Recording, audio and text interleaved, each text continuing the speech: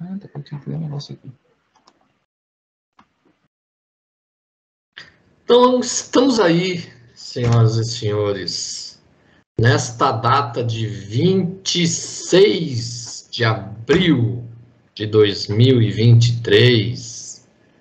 Estamos aí no nosso estudo do Livro dos Médiuns. Este trio de hoplitas guerreando pela doutrina espírita, pelas obras básicas da doutrina espírita, armados de elmo de aço, de escudos de aço, de armas, de espadas de aço, em luta e defesa da doutrina espírita. Menos Jorginho, que está usando um escudo de papel escrito Ramatiz, senhoras e senhores. Mas vamos lá, ele que sabe. Dia 26 de abril de 1960, o presidente sul-coreano renunciou depois de 12 anos de governo ditatorial e a sonda da NASA Ranger 4 se despedaça no lado oculto da Lua. Grandes efemérides, nossa senhora. Quase estou chorando aqui por causa disso. Vamos todo mundo se achar. Primeira parte, o último capítulo da primeira parte, que é o capítulo 4, Sistemas. Item 36, todo mundo se achado. Opa!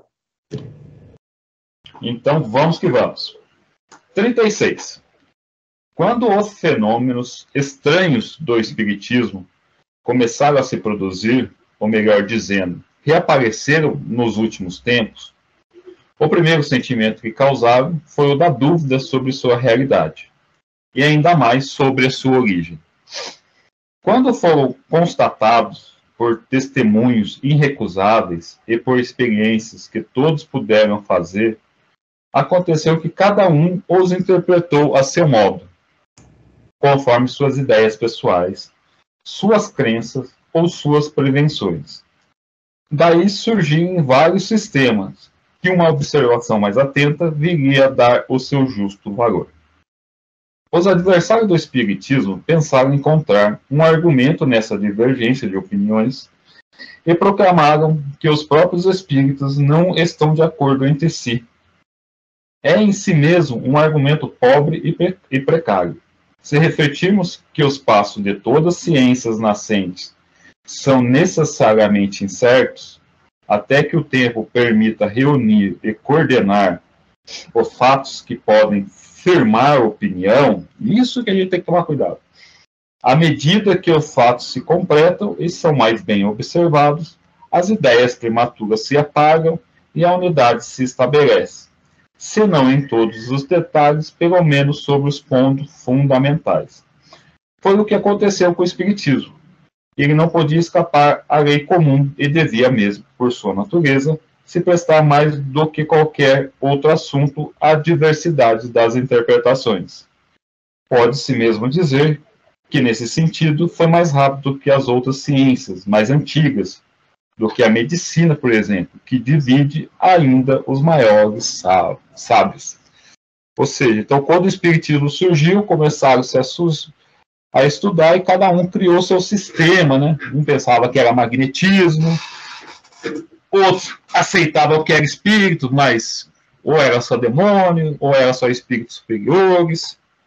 E aí Kardec falou assim, ó, como toda ciência no seu começo tem várias hipóteses, aí depois você vai agregando conhecimento, você firma. E aqui que é um ponto básico, cara, que é em si um argumento próprio se refletirmos que os passos de toda ciência nascente são necessariamente incertos, até que o tempo permita reunir e coordenar os fatos que podem firmar a opinião. Ou seja, nesse negócio de física quântica, é uma coisa nascente, e espírita já quer meter no meio do espiritismo, são algumas descobertas da ciência, algumas hipóteses da ciência, o espírita já quer trazer, que já anteviram tudo, aí fica esse sarcê. Não, o que eu achei interessante nesse item aqui, o 36, é o começo do segundo parágrafo. julgaram os adversários do Espiritismo encontrar um argumento nessa divergência de opiniões, dizendo que os próprios espíritas não se entendiam entre si. Isso tem até hoje. Porque aí eu volto a falar desse filósofo aqui, que fala do streaming, que, nossa, nem os próprios espíritas se entendem se isso é religião, se é ciência, não sabe o que é alma, isso é coisa, são tudo místicos, e assim vai. Ou seja, nós ainda não temos uma opinião, digamos assim, bem entendida e conceituada em relação à doutrina em si. Porque o que nós falamos aqui de espiritismo é aquela ideia que é a religião, e quando, na verdade, o próprio Kardec fala que é uma filosofia espiritualista com consequências mundiais. Ou seja, Kardec nunca falou que o espiritismo era religião, mas não criticou que se podia dizer que era uma religião, pois religião, na opinião dele, são pessoas que pensam da mesma maneira, seguindo o mesmo fim. Mas ele tira a ideia de sacramento. Mas aqui, ele coloca que os adversários realmente estão usando isso. Usavam naquela época e ainda usam hoje, porque nós, os espíritas ainda do movimento, não temos um denominador comum a respeito do que é a doutrina dos espíritos. Mas aí, Jorge, aí são pontos diferentes. Eu concordo com você até certo ponto, porque naquela época, como estava nascendo o espiritismo, é como se o espiritismo nascesse hoje. Aí eu poderia ter uma ideia, o senador ter outra ideia para explicar as coisas, você outra. Ali, então, até como o Kardec falou, como é uma ciência estava nascendo, até juntar todos os dados necessários, cada um tinha uma interpretação. Depois que você ajunta, tem um corpo, aí ele se unifica. O problema nosso aqui já é que a gente já tem o espiritismo pronto, vamos dizer assim, só que a gente não estuda Kardec. A gente estuda os romances mediúnicos e fica jogando todos esses romances mediúnicos. O espiritismo no Brasil é romance mediúnico. Aí, quando cada um vai falar as coisas aí mais absurdas, não tem entendimento mesmo, porque o 99% do movimento não conhece Kardec. Conhece espiritismo de romance mediúnico, ninguém está falando a mesma língua mesmo. Mas hoje você já tem um espiritismo, falta estudar isso aí. E, na verdade, nós mesmos do movimento, ou seja, as organizações que se criaram dentro da doutrina, do nosso movimento aqui, tipo a FESP, a UTS aqui em São Paulo, mais diretamente, vou falar a palavra que o Claudinho gosta, de acordo com seus apostolados, né? Ou seja, nós criamos um estudo didático simples para que a pessoa possa adentrar no nível de informação da doutrina leve e ralo, mas nós não estudamos, aí que você falou bem, a obra básica, o que é Kardec. Mas é através desses apostilados que vem esse monte de divergência. E os adversários hoje do espiritismo, esse mesmo filósofo que sempre critica essa confusão dos espíritos, ser místico e tal, quer dizer, sai disso, quer dizer, ainda hoje os adversários do espírito da doutrina encontram no próprio movimento as suas armas para nos criticar. E a gente não tem uma resposta adequada, porque nós não temos, digamos assim, uma voz que possa falar de maneira oficial, entre aspas, o que é a doutrina. Nós não temos uma FEB confiável, uma FESP confiável, uma USE confiável e nenhuma aliança confiável. E aí, Claudinho, o que é que você me diz? Bom, o que ele retrata aqui é, por exemplo, na filosofia, quando a filosofia começa a despontar, também havia muitas divergências de opiniões. As religiões cristãs, quando surgiram, não surgiu o catolicismo logo depois que Cristo foi crucificado, já surgiu a Igreja Católica com um corpo de doutrinário único e esclarecido. Séculos depois, ainda existia, cada região do Império Romano existia uma interpretação sobre o Evangelho, sobre as ideias que Jesus veio trazer.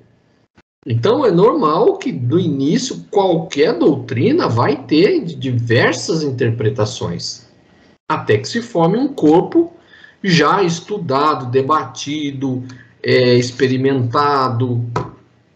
Agora, o Espiritismo já tem. Agora, o Espiritismo tem uma voz oficial, sim, a voz oficial que está nas 5 obras, o Jorge.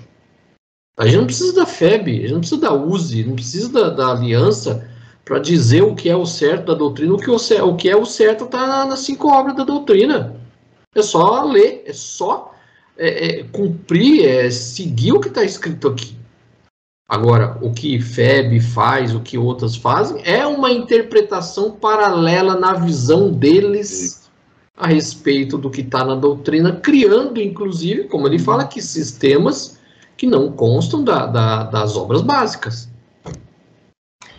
Esse que o senador falou, né, esse negócio de FEB, FESP aí, e eu vou tentar fazer uma relação, tipo assim, mas não, eu vou pegar um caso que aconteceu agora semana na Igreja Católica, para mostrar que são convenções humanas. O Espiritismo, como é engendrado aqui no Brasil, é uma convenção humana. O que eu quero dizer? Porque essa semana apareceu um padre aí, já meio de certa idade, em alguma paróquia aí, não sei se é Goiás, não sei aonde que é. Sei que foi pego transando com outro rapaz, acho que era até fiel lá. E aí cai aquele negócio, não, que a igreja, o cara tá pecando, é um porta-voz de Deus, etc. Igreja, qualquer que seja a denominação, é uma convenção humana, são regidas por regra humana, não tem regra divina. Na igreja, seja a igreja católica, pentecostal e espiritismo, não tem, isso aqui é convenção humana. E aí que eu quero trazer, essas ideias de fé, negócio, é convenção humana ali. Que nem o Claudinho falou, ali, para o jogo de interesse, cada um manipula as informações do jeito que quer. Por isso é aquele estudo lá que a gente fez, lá, o Espiritismo da religião, de 68, lá, de dezembro de 68, Kardec falou assim, se fosse religião, se fosse interpretada desse jeito, mas religião já está fundada, já está fundamentada, então o Espiritismo não é religião. Mas aí o que a FEB, todo mundo faz? Vai lá, pega o pedaço que interessa, dá aquela mexida, interpolada. Então, tipo, as FEB, essas coisas são convenções humanas. Então, ali ninguém tem porta-voz de espiritismo, e como Kardec coloca aqui nos livros, né? Cada um tem que ser o espírita por si, tem que conhecer o espiritismo por si para julgar. Vá, senador. 37. Para seguir a ordem progressiva das ideias de maneira metódica, convém colocar em primeiro lugar os chamados sistemas negativos dos adversários do Espiritismo. Refutamos essas objeções na introdução e na conclusão de O Livro dos Espíritos, bem como na pequena obra intitulada O que é o Espiritismo. Seria inútil voltar ao assunto e nos limitamos a lembrar em 2 palavras os motivos em que eles se apoiam. Os fenômenos espíritas são de 2 espécies, os de efeitos físicos e os de efeitos inteligentes. Não admitindo a existência dos espíritos por não admitirem nada além da matéria, compreende-se que eles neguem os efeitos inteligentes. Quanto aos efeitos físicos, eles os comentam à sua maneira e seus argumentos podem ser resumidos nos 4 sistemas seguintes.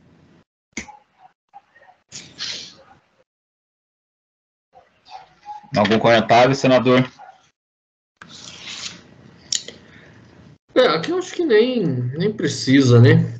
Aqui ele está só dando uma introdução a respeito dessas explicações aí que ele vai refutar aí Começando pelo Jorginho, então. Não, porque, olha, na verdade aqui, nesse 37, não tem muito o que a gente falar mesmo, porque está meio explicado. Mas o mais importante mesmo aqueles que estão se iniciando ou estão tentando trabalhar com o livro dos médios, ou em algum centro espírita, ou ver o que é o espiritismo, Kardec já coloca como exceção, simples para a doutrina, o livro dos espíritos. Tanto é que ele bota em negrito aqui. Ele fala assim, tem um livro dos espíritos. Esse é um livro básico. Não dá para ler outra coisa. Eu vou começar pelo Evangelho. Não, se você vai conhecer a doutrina, se você quer ter uma noção do que é a doutrina, começa e estuda o livro dos espíritos. Depois você pode avançar. Né? Então, ele dá sempre esse alerta. O livro dos espíritos é realmente digamos assim, um pilar doutrinário, né? Apesar dele mesmo falar que o espiritismo não colocou tudo. Ainda o movimento, é o próprio conhecimento, é o estudo que fará complementar, mas o futuro tem que ser embasado nesse baldrame que é o livro dos espíritos. Vamos lá ver os sistemas, então. Item 38. Sistema do charlatanismo. Entre os antagonistas do espiritismo, muitos atribuem aqueles efeitos ao embuste, pela razão de que alguns puderam ser imitados. Segundo tal suposição, todos os espíritas seriam indivíduos empaídos e todos os médios seriam embaixadores de nada valendo a posição, o caráter, o saber e a honradez das pessoas. Se isso merecesse a resposta, diríamos que alguns fenômenos da física também são imitados pelos prestidigitadores, o que nada prova contra a verdadeira ciência. Ademais, pessoas há cujo caráter afasta toda suspeita de fraude, e preciso é não saber absolutamente viver e carecer de toda humanidade, para que alguém ouse vir dizer na face que são cúmplices do charlatanismo. Num salão muito respeitável, um senhor, que se dizia bem educado, tendo-se permitido fazer uma reflexão dessa natureza, ouviu da dona da casa o seguinte: Senhor, pois que não estáis satisfeitos, à porta vos será restituído o que pagaste. Com um gesto, lhe indicou o que de melhor tinha a fazer. Dever-se-á, por isso, afirmar que nunca houve abuso? Para crê-lo, fora mister admitisse que os homens são perfeitos. De tudo se abusa, até das coisas mais santas. Por quê? Porque não abusariam do espiritismo, porém, o mau uso que de uma coisa se faça não autoriza que ela seja prejulgada desfavoravelmente, para chegar-se à verificação que se pode obter da boa-fé com que cobram as pessoas, deve-se atender aos motivos que lhes determinam o procedimento. O charlatanismo não tem cabimento onde não há especulação. Gente, aqui nós temos esse problema até hoje. Ninguém chama mais de charlatanismo, chama de pessoas desonestas. Mas não podem negar que há uma mediunidade. Por exemplo, assim, quando você coloca, médium espírita que lê cartas, o próprio Kardec falou que todo aquele que, de maneira pouca ou muita, tem uma ação, só uma ação dos espíritos, pode-se dizer que é espírita, mas não é doutrinariamente espírita, mas é uma pessoa que tem uma espiritualidade com o espírito. Digamos assim, uma leitora de cartas, um leitor de búzio, o vidente que cobra, não pode dizer que ele não seja médium. Porque o charlatanismo aqui, ele nega, na verdade, a mediunidade, a condição de um espírito fazer isso. Mas isso está se provado que não é real. O charlatanismo que ele está falando aqui não é que não existe a médios. Ele fala, existe médios.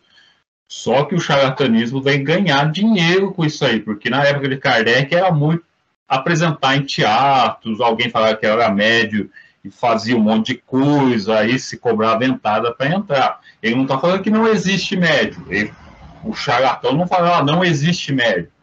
Não é isso. Ele fala assim, ele viu alguma coisa, pô, ó, tem isso aqui, dá para ganhar dinheiro em cima disso aqui. É o que ele fala, ó, em tudo qualquer coisa que pinta, pode ser de ciência, pode ser coisa santa, assim, né, entre aspas, assim, há sempre alguém que vai olhar aquilo lá, tipo assim, eu vou me aproveitar disso para ganhar dinheiro. Então, aí que Kardec fala assim, existe a coisa reais, mas, tipo assim, não tem como fazer esses charlatões, aproveitadores, não tocar nisso, não olhar com isso com o olhar de, eu vou usar isso aqui para benefício próprio, para ganhar dinheiro, para enganar os outros. Agora, mas aí é que tá, Babu, porque até nisso, hoje em dia, temos que ser mais refinados no próprio julgamento. Ó, nós sabemos que nos Estados Unidos, por eles terem uma ideia de espiritualidade, nos Estados Unidos, digamos assim, o criador do Elementar, meu caro Watson, como é que chama ele mesmo, o escritor lá? Conan Doyle. Arthur Conan Doyle. O que é que ele disse? Que, na verdade, o espiritismo nasce em Hydesville, que era aqueles fenômenos das irmãs Fox. Mas a codificação veio na França. Então, nos Estados Unidos, esteve, principalmente em Nova York, foi a primeira juventude espírita que teve. Lá, a mediunidade é paga. Lá existem médios que vivem da mediunidade. Mas essa é uma forma que nos Estados Unidos, a forma de se desenvolver a ideia de espiritualidade mediúnica ainda tem, porque eles não têm uma ideia de estudar as consequências morais da mediunidade. Então, o charlatanismo é a desonestidade.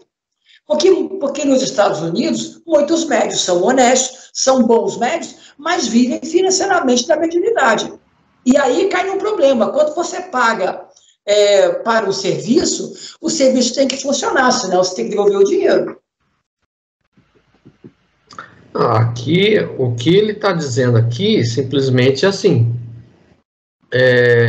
existem charlatães em todos os ramos da ciência, em qualquer lugar, em qualquer ofício, existem aqueles que enganam. No espiritismo não seria diferente. O que ele está colocando aqui é assim, nós temos que separar quem está enganando daqueles que são sérios. Como em qualquer profissão, em qualquer atividade, não é porque uns caras aí montam pirâmide financeira aí, montam umas empresas aí para tirar dinheiro dos outros, que nós vamos chegar e desacreditar todo o sistema bancário do Brasil. Então todo mundo é ladrão, todo mundo está roubando. Existem as instituições que são reguladas por lei, agora existem os pilantras. Cabe cada um distinguir quem realmente está fazendo negócio sério e quem está querendo passar os outros para trás. Então, o que ele está colocando é isso. Existem pilantras como existe em qualquer lugar. No espiritismo não seria diferente. E aí ele coloca, mais uma vez, aqui entre o dever nosso de conhecer o espiritismo, porque daqui a gente vai conseguir ter base de ver simples mensagens que saem a todo canto aí, de médio, falando de tudo e qualquer coisa, a gente consegue julgar aquela mensagem, normalmente é 100% tudo besteira que sai, a gente consegue ver, esse médio aqui, esse cartomante, vidente, espírito, a gente vai começar a julgar tudo. E até uma coisa que o Jorge falou aí, e tá na Kardec, coloca o negócio, que é o negócio das evocações que a FEB vem, não, porque não pode, tal.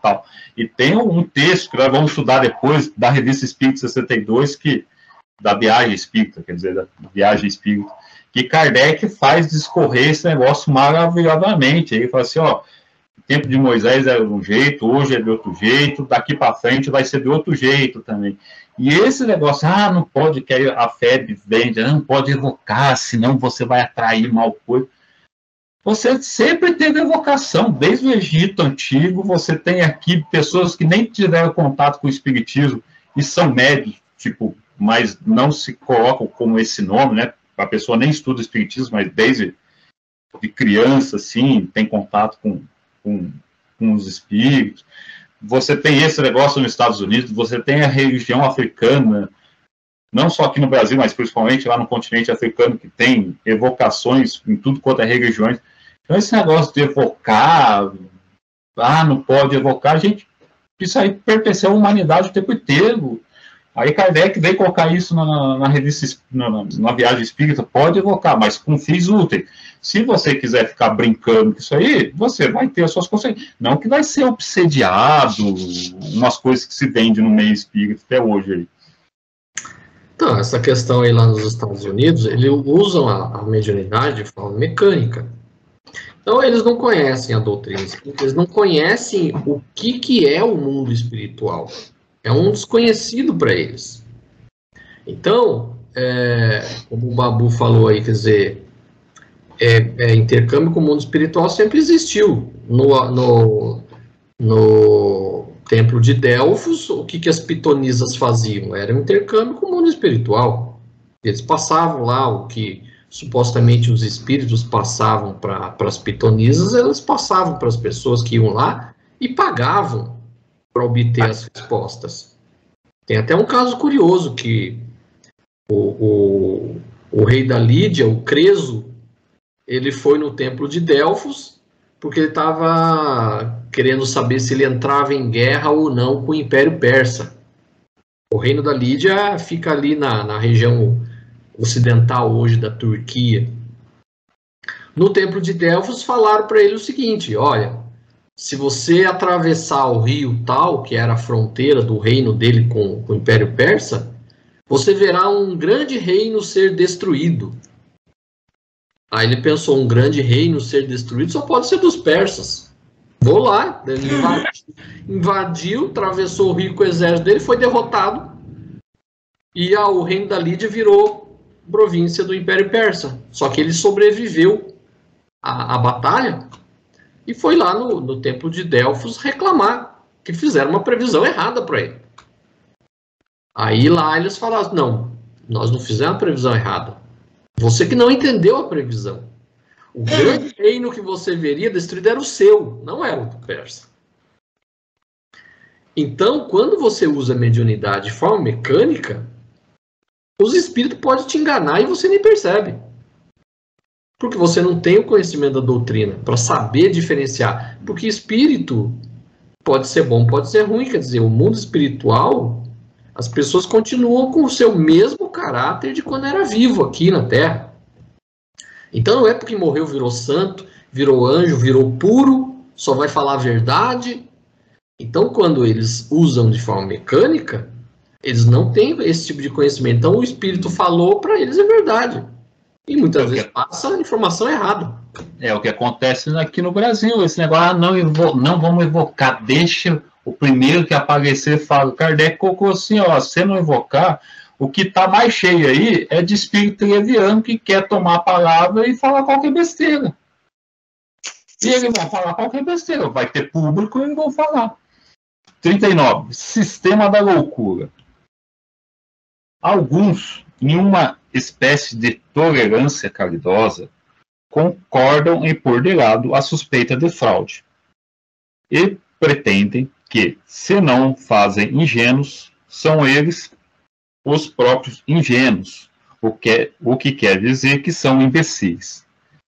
Quando os incrédulos são menos amáveis, dizem simplesmente que é loucura, atribuindo assim a si próprio, sem cerimônia, o privilégio do bom senso. Então, Kardec fala, tá aqui, ó, estão falando que os médios são ingênuos, são bobões, são fáceis de manipular. Os incrédulos já falam assim, ó, isso aí é tudo loucura desses médios aí. Esse é o grande argumento dos que não têm uma boa razão para apresentar. Afinal, esse modo de ataque se tornou ridículo por ser banal e não merece que se perca tempo com ele. Os espíritas, aliás, pouco se importam com isso. Prosseguem no seu caminho bravamente e se consolam ao pensar que têm por companheiros de infortúnio muitas pessoas cujo mérito é incontestável. É preciso, de fato, conver que essa loucura, se loucura fosse, tem uma característica muito interessante, a de atingir de preferência a classe esclarecida, entre a qual o Espiritismo conta até o momento com a imensa maioria de seus seguidores, isso em 58. Se entre eles encontram-se algumas excentricidades, não depõem mais contra a doutrina do que os loucos religiosos contra a religião, os loucos meromaníacos contra a música, os maníacos matemáticos contra as matemáticas. Todas as ideias encontraram fanáticos exagerados e é preciso ser dotado de um julgamento pouco claro para confundir o exagero de uma coisa com a própria coisa. Recomendamos ao leitor, para ambas as explicações sobre esse assunto, a nossa brochura O que é o Espiritismo e o Livro dos Espíritos, introdução número 115. Ou seja, Kardec, essa última frase, todas as ideias encontram fanáticos exagerados. E é preciso ser dotado de um julgamento pouco claro, ou seja, imbecil, para confundir o exagero de uma coisa com a própria coisa. É a mesma coisa que pegar os terroristas e falar que aquilo lá é o Islã. Não é o Islã. É uma parte de fanático muito doido. Agora, o que eu acho interessante e importante aqui no Kardec é que ele revisa a questão do Livro dos Espíritos. E o mais importante aqui para as pessoas que vão nos seguir aí no YouTube é o seguinte: quando se fala em estudar o Livro dos Espíritos, a maioria já começa nas perguntas. E é importantíssimo que as pessoas comecem o estudo do Livro dos Espíritos estudando bem a introdução. Porque na introdução ele faz todo um leque bem fechado do que o cara vai ler no Livro dos Espíritos. Por isso que ele fala, leia na introdução do Livro dos Espíritos o item 15, né? Ou seja, as pessoas a maioria não lê a introdução, porque vai considerando que é mais fácil ler as perguntas e respostas, que é mais rápido, né?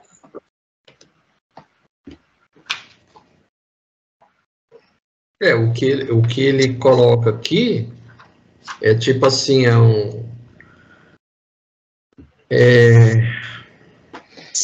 revela uma estranha característica de atingir de preferência a classe mais esclarecida, ou seja, é um monte de gente aí que é a parte mais esclarecida da sociedade. Quer dizer, então todo mundo que é esclarecido da sociedade, todo mundo não sabe o que está fazendo.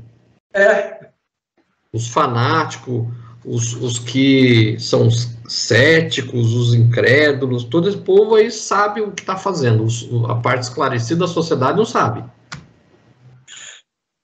Por isso que algumas pessoas consideram de maneira equivocada para alguns, digamos assim, só iluminado, só pessoa culta pode ser espírita. Não é verdade.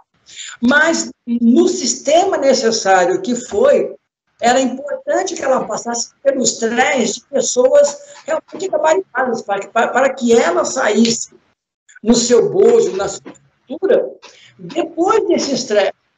Por exemplo, tinha que ter um Gabriel Delany, um Leon Denis, uma série de pessoas, cientistas, que viessem realmente expressar o conteúdo que o próprio Kardec também estressava com as suas perguntas, para que quando ela saísse da forma e fosse jogada no atemporal, já tivesse uma estrutura de pessoas inteligentes.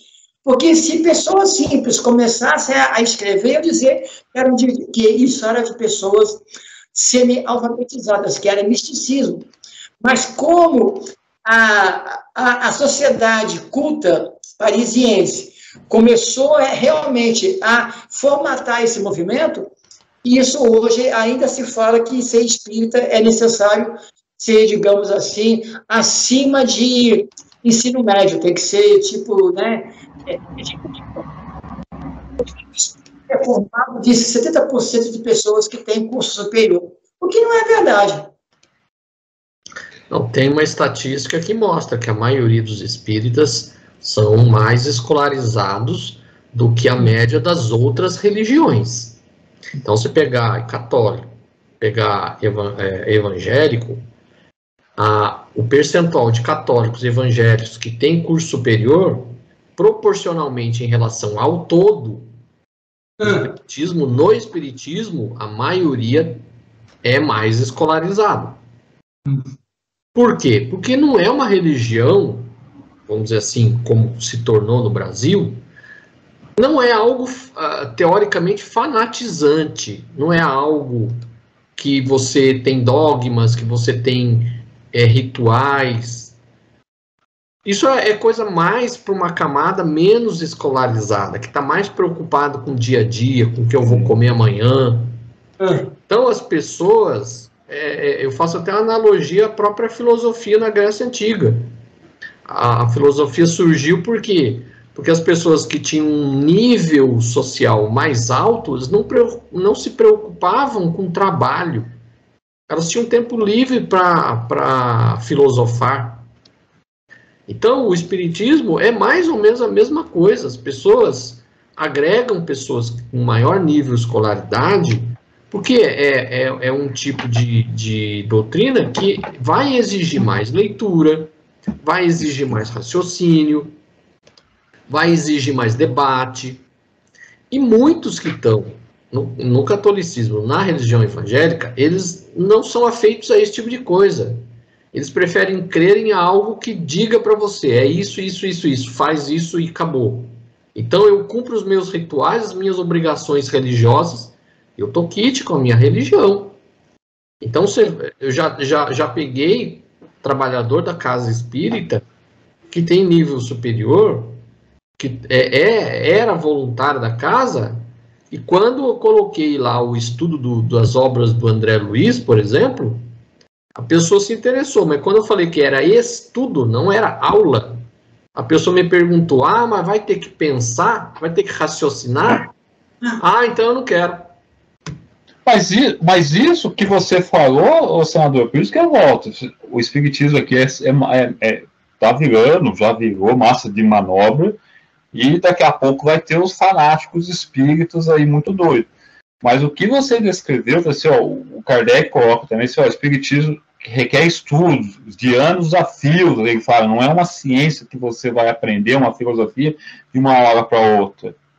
E aí você colocou assim, os católicos, os evangélicos, eles sentam lá e só quer ouvir alguém dizer o que é certo e o que é errado.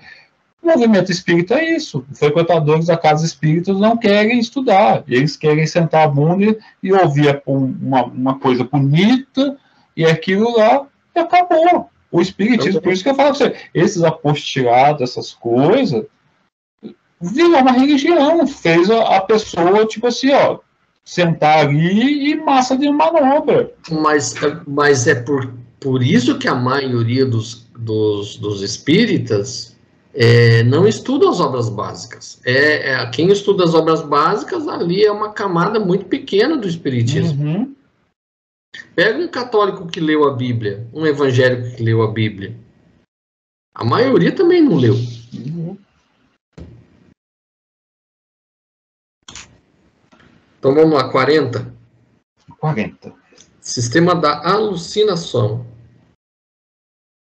Outra opinião menos ofensiva, porque tem um leve disfarce científico, consiste em atribuir os fenômenos a uma ilusão dos sentidos.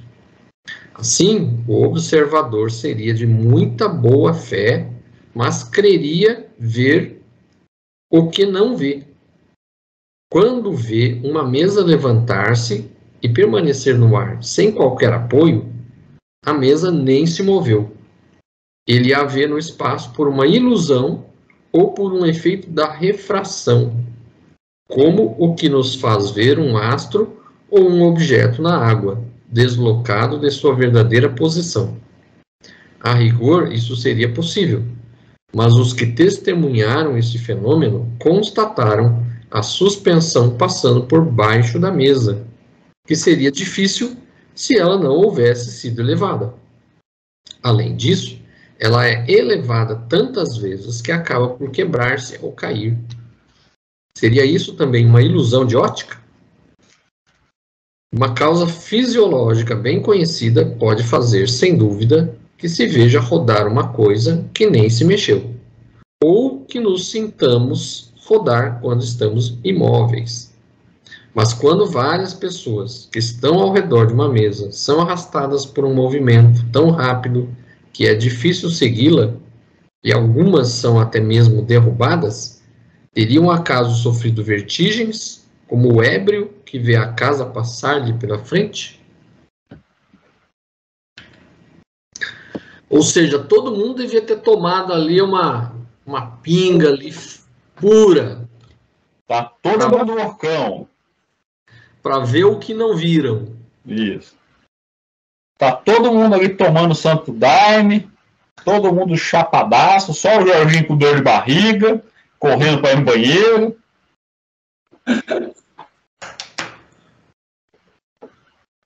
Vamos lá, gente. Item 41. Sistema do músculo estalante.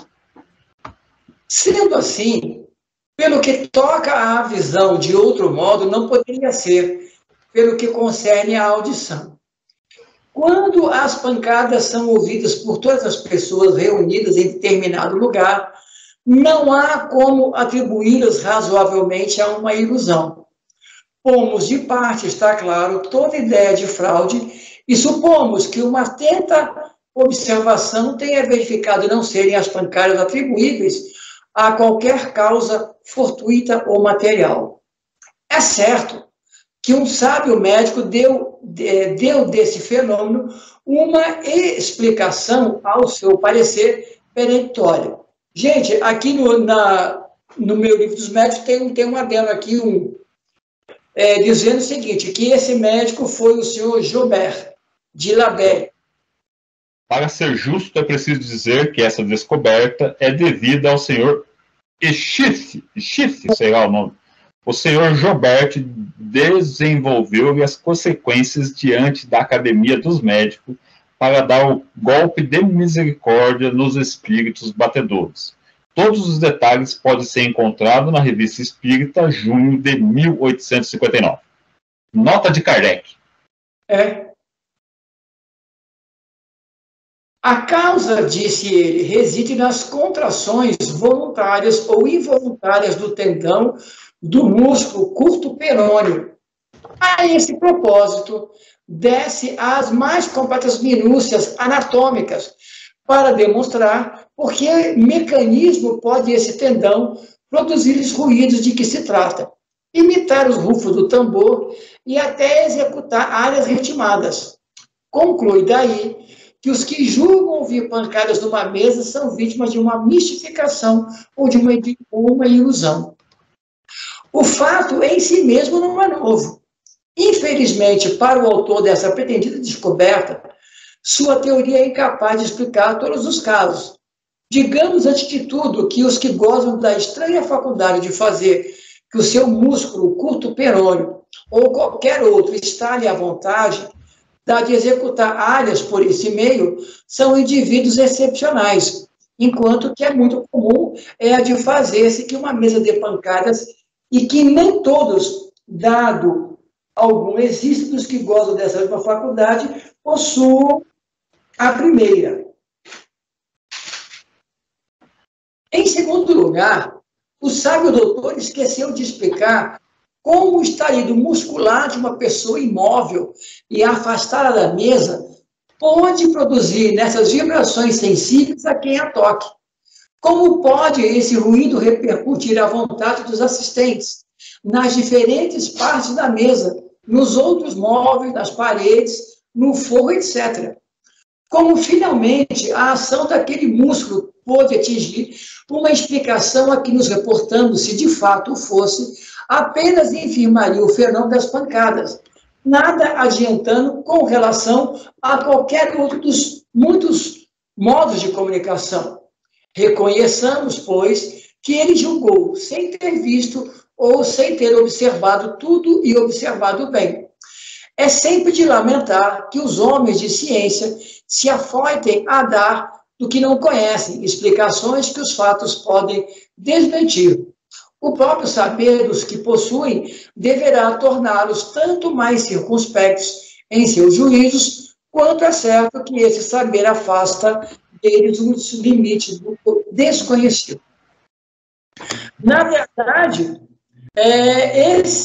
Talvez esse médico aí, ou as pessoas que falavam sobre isso, fizeram tantas experiências, inclusive maldosas, com as irmãs Kate e Kate Fox, lá, as irmãs Fox, a chegar a uma crueldade que botaram as meninas de 6, 8 e 12 anos nuas no meio de um salão para ver se elas reproduziam aquilo, e, na verdade, né, elas jamais fizeram isso, e elas ouviram que aí, depois, quando aquela casinha foi demolida e foi reconstruída, encontraram os esqueletos do viajante, do viajante vendedor lá, enterrado na parede, realmente.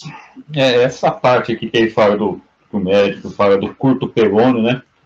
Pô, você pode até estalar alguma vez, mas ficar horas estalando ele, não há tendão que aguente, né? Sim, não tem. Então é incabível você ter umas ideias assim. Honesto, sabe? Mas, na verdade, até hoje, a maior prova de veracidade, a única coisa que eles têm contra o início do fenômeno das irmãs Fox é que, eu não sei se foi a Kate ou outra irmã, que fez uma entrevista dizendo que era tudo mentira. E depois ela se retratou. Então, ela mentiu antes ou mentiu depois. Mas, se nós lermos a história das irmãs Fox, até eu, que se estivesse lá na época, filhos de pais protestantes batistas nos Estados Unidos, realmente bem pobre, ignorante, cara, até eu diria que era mentira, porque eu não aguentaria o que elas passaram na vida delas, cara. Elas têm umas partes controversas também, até que, tipo assim, no começo elas, nem você falou, ouviram as batidas da porta, aí depois começaram a interrogar essas batidas, né? Aí que o espírito do rapaz que foi morto lá assim, se identificou e tudo mais. Só que depois ela entraram, até Kardec traz, agora não sei qual revista que é, desse espírito, que nos Estados Unidos lá ofereceram dinheiro para quem conseguir fazer manifestações, né? E elas foram lá e não conseguiram. Aí Kardec vai falar, os espíritos não estão à nossa vontade. Então as próprias irmãs foram, tipo, em busca de dinheiro, e Kardec relata isso aí. Se elas deram com a cara no muro porque os espíritos não obedecem, não, principalmente ainda mais quando se querem usufruir materialmente deles, assim, né? Então tem essa, depois eu até acho lá na Revista Espírita e trago para vocês aí, ó. Eu achei interessante ele falar assim, essa explicação, aliás, se realmente explicasse alguma coisa, só poderia infirmar o fenômeno dos golpes, não podendo referir-se aos demais modos de comunicação. Então, quer dizer, o tal do estalar do músculo podia resolver, explicar ali aquela questão do barulho, do som. Mas os demais fenômenos? O tal do médico não explicou. Não é capaz de explicar. Então... Vamos embora, sou Joe, número 42, Sistema das Causas Físicas.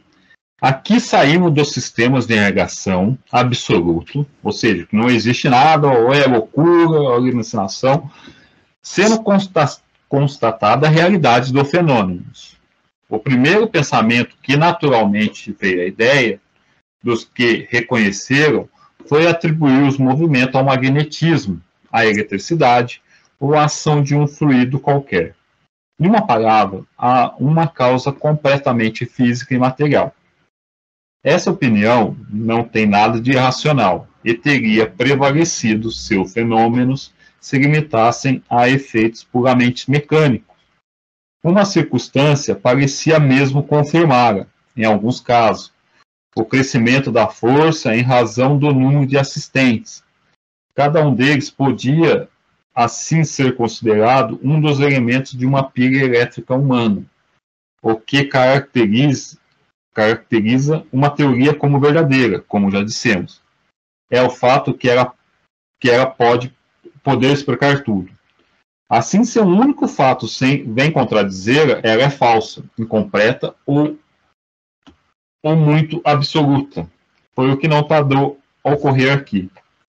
Os movimentos e as batidas revelaram-se com sinais inteligentes, obedecendo à verdade e respondendo ao pensamento. Deviam ter origem numa causa inteligente. Desde o momento em que o efeito deixou de ser puramente físico, a causa, por isso mesmo, devia ter uma outra fonte. Por isso, o sistema da ação exclusiva de um agente material foi abandonado. Isto é, aceito apenas pelos que julgaram a princípio e sem nada terem visto.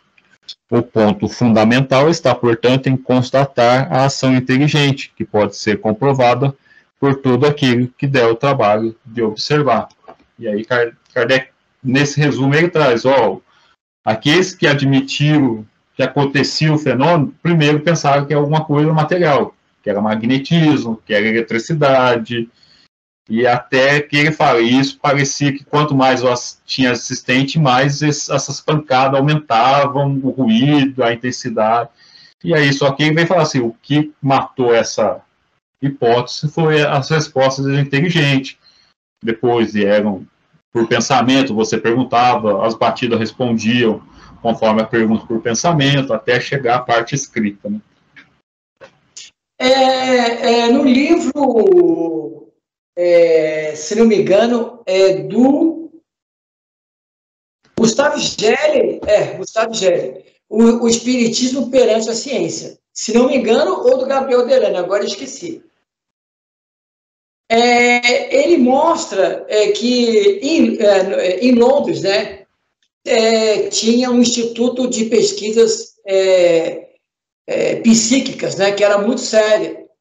E ele conta um fato muito interessante, que um mágico chegou lá e falou o seguinte, olha, eu aposto 200 mil libras que eu consigo fazer o que os médios seus fazem. Aí o Instituto falou assim, não, nós dobramos a aposta, nós pagamos 400 mil, se você realmente... Beleza, então 400 mil libras era dinheiro na época, os caras bancaram. Quando ele foi imitar no teatro, não é no teatro, não, você vai tentar imitar e fazer igual, como todos os médios aqui fazem. Quando ele viu que tinha que estar dentro do laboratório, que eles faziam os médicos ficarem, o cara pulou fora. Aí teve que pagar o dinheiro para eles. Porque na hora que ele viu que os caras eram amarrados, não sabiam nem aonde ia ficar, tinha que ficar preso, cheio de mãos se tocando, aí ele viu que aquilo, que o buraco realmente era mais embaixo. Mas, realmente, mesmo assim, parece que na Inglaterra o movimento espírita não cresceu muito, né? Mas lá tem um movimento científico espírita antigo muito forte por causa desse instituto. Mas aqui, se a gente for ver bem, o movimento espírita também não se difundiu muito, tirando aquilo que virou religião, espiritismo mesmo também não tem, quase não tem aqui também. Mas aqui o que é interessante é que ele fala assim, a partir do momento que você começa a ter respostas inteligentes, ou seja, fora de um padrão mecânico, é porque não é simplesmente coisa da natureza, não é algo magnético, não tem uma constância, não tem uma repetição. É diferente, você faz perguntas diferentes, as respostas são diferentes. Revela uma inteligência, revela uma direção das respostas. Então não é uma coisa mecânica, então mostra que tem uma inteligência por trás. Esse das irmãs Fox, que eu falei para vocês, que ela foi lá tentar ganhar um dinheiro com a mediunidade dela, está na Revista Espírita de janeiro de 58. Os médios julgados. Aí Kardec conta que as irmãs Fox foi tentar ganhar uma grana também depois. Vamos pro próximo aí ou paramos por aqui? Podemos até umas 8h15, já que a Mandinha não veio, né? Vamos até umas 8h15 aí. Ainda dá para... Ainda dá para um item lá. Então vamos lá. 43. Sistema do reflexo. Reconhecida a ação inteligente, restava saber qual seria a fonte dessa inteligência. Pensou-se que poderia ser a do médium ou dos assistentes, que se refletiria como a luz ou as ondas sonoras. Isso era possível e somente a experiência poderia dar a última palavra a respeito. Mas notemos, desde logo, que esse sistema se afasta completamente das ideias puramente materialistas. Para a inteligência dos assistentes poder reproduzir-se de maneira indireta, seria necessário admitir a existência no homem de um princípio independente do organismo. Se o pensamento manifestado fosse sempre o dos assistentes, a teoria da reflexão estaria confirmada. Mas o fenômeno, mesmo assim reduzido, não seria do mais alto interesse? O pensamento a repercutir num corpo inerte e a se traduzir por movimento e ruído não seria admirável? Não haveria nisso o que excitar a curiosidade dos sábios? Por que, pois, eles desprezaram este fato, eles que se esgotam na procura de uma fibra nervosa? Somente a experiência, dissemos, poderia dar a última palavra sobre essa teoria. E a experiência a deu condenando-a, porque ela demonstra a cada instante e pelos fatos mais positivos que o pensamento manifestado pode ser não só estranho aos assistentes, mas quase sempre inteiramente contrário ao deles, que contradiz todas as ideias preconcebidas e desfaz todas as previsões. Paga aí. Vamos passar para o Jorginho, porque esse aí é compridão. Mas aí você a gente pode até discutir um pouquinho, né? Aí ele fala assim, ó, então, depois da ideia física, ele achou que era a inteligência dos médios, das pessoas ali que davam resposta. Ele falou assim, isso caiu por terra porque as respostas, os médicos pensavam algumas coisas, as respostas eram completamente diferentes e tudo mais, né? E aí ele fala assim, ó, mas só nesse sistema, se fosse verdade, já teria uma grande coisa para se pesquisar aí. Ou seja, que existe um princípio fora do homem, né? Se essa ideia fosse verdade, da soma das inteligências para fazer a resposta. E também esse negócio da ciência, que não se interessou, porque aí teria uma coisa para ela se interessar, para ela pesquisar, mas ela não se interessou nesse caso. Né? Achou não se digna. Em apoio da teoria que apreciamos, costumam invocar certos casos em que são idênticos o pensamento manifestado e o dos assistentes. Mas o que prova isso? Senão que esses podem pensar como a inteligência que se comunica? Não há por que pretender-se que as duas opiniões devam ser sempre opostas. Quando, no curso de uma conversação, o vosso interlocutor emite um pensamento análogo ao que vos está na mente, direis por isso que de vós mesmos vem seu pensamento? Bastam alguns exemplos em contrário, bem comprovados para que positivado fique não ser absoluta essa teoria.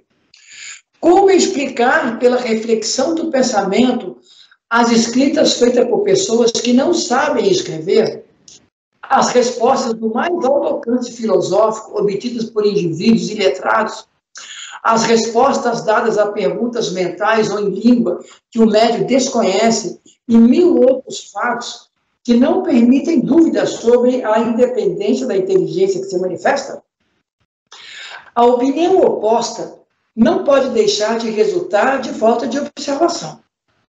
Provada como está, moralmente pela natureza das respostas, a presença de uma inteligência diversa da do médium e da dos assistentes, provada também o está, materialmente pelo fato da escrita direta, isto é, da escrita obtida espontaneamente, sem lápis nem pena, sem contato e malgrado a todas as precauções tomadas contra qualquer subterfúgio.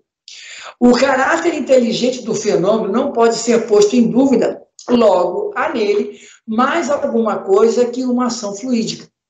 Depois, a espontaneidade do pensamento expresso, contra toda expectativa e sem que alguma questão tenha sido formulada, não consente se veja nele um reflexo dos assistentes. Em alguns casos, o sistema do reflexo é bastante descortês.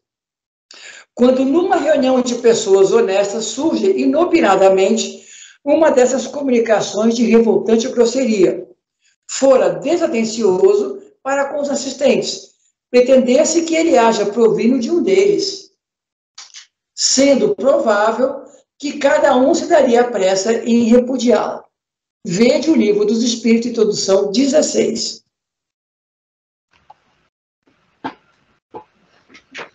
Aí ele vem falar novamente, né? Que foi testado a exaustão essa ideia. Pô, existe, é o espírito que está comunicando, aí ele dá todos os negócios. Resposta por médium que não sabia escrever, nem ler, resposta de alto teor filosófico, quando a pessoa não sabia quase nada.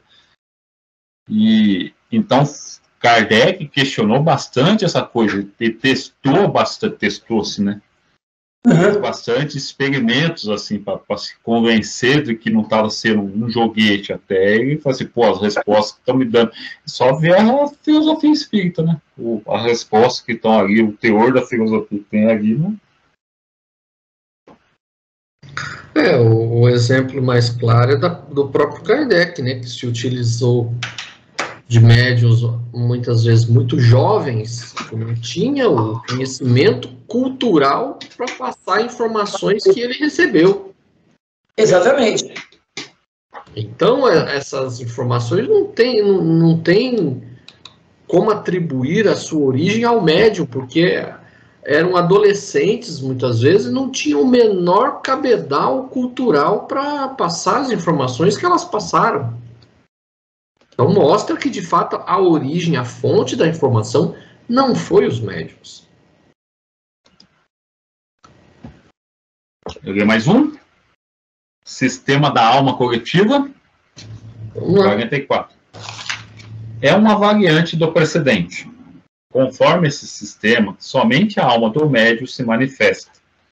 Essa alma se identifica com as de muitos outros seres vivos pensantes, presentes ou ausentes, e formam um todo coletivo, reunindo as aptidões, a inteligência e os conhecimentos de cada um. Embora o livro onde essa teoria é exposta seja intitulado A Luz, aí tem um adendo aqui, né?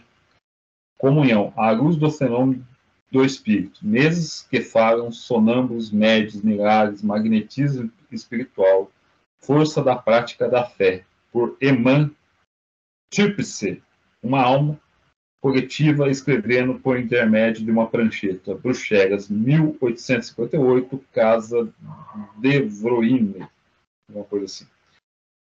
Ela nos pareceu de um estilo muito obscuro. Confessamos tê-la compreendido pouco e falamos dela apenas por memória. Aliás, é como muitas outras, uma opinião individual que fez pouco adeptos. Sob o nome de Emma Tupse, o autor designa o ser coletivo que ele representa. Toma por Emma, não há nada oculto que não deva ser conhecido. Essa proposição é evidentemente falsa, porque há muitas coisas que o homem não pode e não deve saber. Seria bem presunçoso aquele que pretendesse penetrar todos os segredos de Deus. Ou seja, esse sistema é uma variante da outra que nós acabamos de discutir, que aqui é só os médios, a inteligência dos médios que formava esse todo aí. E aí ele cita esse livro que foi lançado na época aí, né?